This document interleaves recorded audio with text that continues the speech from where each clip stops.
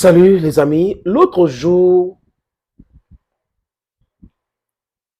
la Russie a dit quoi? Qu'ils ont bombardé un quartier général de mercenaires outaniens à Kharkiv. Et il y avait trop de mercenaires français là-dedans qui ont été éliminés. Ils ont communiqué. Et moi, sur cette plateforme, les amis, je vous dis toujours que je crois en ce que les Russes disent. Pour quelle raison? Parce qu'à chaque fois qu'ils ont dit quelque chose, ils corroborent. Mais de l'autre côté, les Otaniens aiment le mensonge. Ils sont des mythomanes. Ils ont toujours menti depuis la nuit du temps. Ils ont toujours manipulé l'opinion et les consciences. Et ils continuent comme ça. Malheureusement, certains dirigeants dirigés d'Afrique, les amis, ont fait leur classe là-bas, donc ils implémentent les mêmes méthodes chez nous. Conséquence, on ne peut pas se libérer facilement avec des corrompus mentaux. Je ne sais pas comment c'est comme ça on dit ça, mais qui sont corrompus mentalement. Je veux commencer à parler en English, why not? Le ministère de la Défense russe constate que c'est à partir de Kharkiv, la deuxième ville ukrainienne, que les missiles sont tirés vers Belgorod. Et ils prennent des renseignements, ils constatent que ceux qui donnent ces informations aux Ukrainiennes et qui tirent même ces missiles sont des mercenaires français et otaniens. Donc, parce que les Ukrainiennes ont quand même une certaine réserve.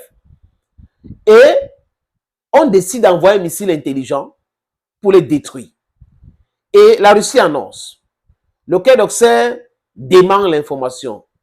Donc, le mari ou l'ex-mari du premier ministre français, parce que c'est comme ça que ça se passe chez eux, non? Voilà, c'est l'ex-mari où c'est toujours, ils sont toujours ensemble, où c'est avec le gars que vous connaissez qui va avoir du coup là. Bref, il demande l'information. La Russie, pour montrer le sérieux, les amis, convoque l'ambassadeur de la France, Pierre Lévy, au ministère russe des Affaires étrangères, donc dirigé par Sergei Lavrov, qui a d'ailleurs donné une conférence de presse pour parler de la politique internationale et les différentes stratégies russes. Et il a fait des déclarations retentissantes contre les Otaniens, contre les Occidentaux, qui veulent maintenir tout le monde dans leur contrôle, comme si on était les bébés. Et qui a même parlé aussi de hors-la-loi des Américains et des Britanniques qui bombardent le Yémen sans toutefois demander l'autorisation du Conseil de sécurité des Nations Unies. Si quelqu'un d'autre fait exactement la même chose, ils vont former une coalition pour dire on va sanctionner tel pays parce que ce n'est pas normal, le Conseil de sécurité n'a pas parlé. Eux, ils ne veulent pas aller demander l'autorisation du Conseil de sécurité parce qu'ils savent que ça ne va pas passer, ça ne va pas prospérer. Ils sont en difficulté, ce n'est pas le monde entier qui est en difficulté. C'est deux poids, deux mesures, double langage, double standard, droit international par-ci, ordre établi par là, établi par qui? Dieu sait, les amis.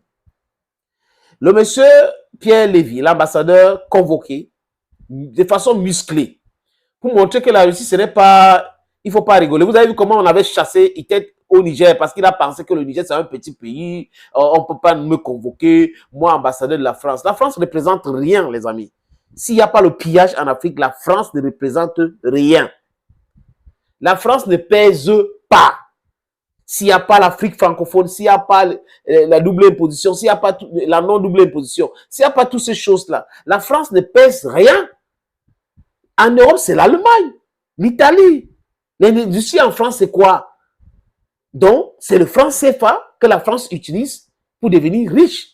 La France pille l'Afrique avec cette monnaie criminelle. La France fait imprimer des faux billets. Regardez le cas du Mali où on a attrapé des gens là-bas avec les billets imprimés pour détruire l'économie davantage. Et ce sont les étudiants, ce sont les CC et tous les amis. Donc, il est convoqué. Les journalistes lui posent des questions à l'entrée. Il refuse de répondre. Et une heure après, on lui a fait attendre les amis. Oui, il a attendu là parce qu'il ne pouvait pas. Il essaie de bouger, on l'expulse le lendemain. Et ils connaissent ces Français-là. Ils savent qu'avec la Russie, ce n'est pas la blague. on t'expulse automatiquement. Et on lui a dit ces 4 vérités. En sortant de cette convocation, c'est la convocation, c'est comme ça qu'il faut dire ça. Les journalistes posent des questions, ils ne répondent pas. Et les mercenaires français faisaient quoi en Ukraine? Ou les mercenaires français font quoi en Ukraine? Pourquoi il y avait les mercenaires français en Ukraine? Il n'a pas voulu répondre. C'est de son droit. Il a le droit de répondre ou n'est pas de répondre. Mais lui poser la question, s'il n'a pas honte, c'est ça qui m'a gagné, les amis. Et vu que non. Oh, Macron. Macron a, c'est-à-dire qu'il a tout gâté ce que les Chirac ont fait. C'est une bonne chose pour nous. Macron, c'est quelqu'un de bien. Tout Africain digne de ce nom devrait saluer Macron. Parce qu'en pensant qu'il est intelligent, il a aidé beaucoup de personnes à comprendre la faiblesse de la France. Et aujourd'hui, les Français sont en train de dire que pleurer les autres présidents là, ils ne savent pas comment ils ont fait pour voter Macron. Bon, ils ne voulaient pas voter Marine Le Pen, donc ils ont voté Macron.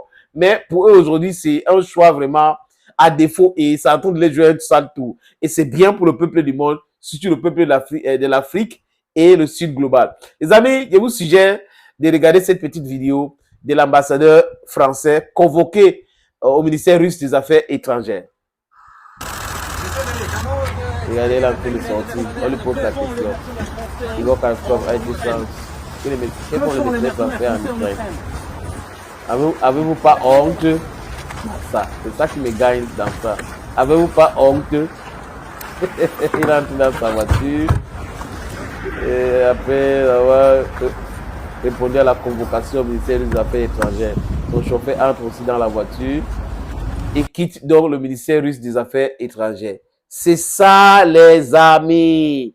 La Russie, ce n'est pas vos enfants, ce n'est pas votre égal. La France n'est pas l'ami de la Russie en termes de puissance, en termes de puissance économique, militaire et tout. Non, non, non, non. Donc, ils envoient les militaires, les mercenaires en pensant que quoi? Et là, la Russie va répliquer. Hein. La Russie les a d'abord écrasés, les mercenaires là. Mais ailleurs, vous allez voir ce qui va se passer. C'est le pay back time, les amis. I repeat, there is pay back time. Thank you friends for watching. Thank you again and bye-bye.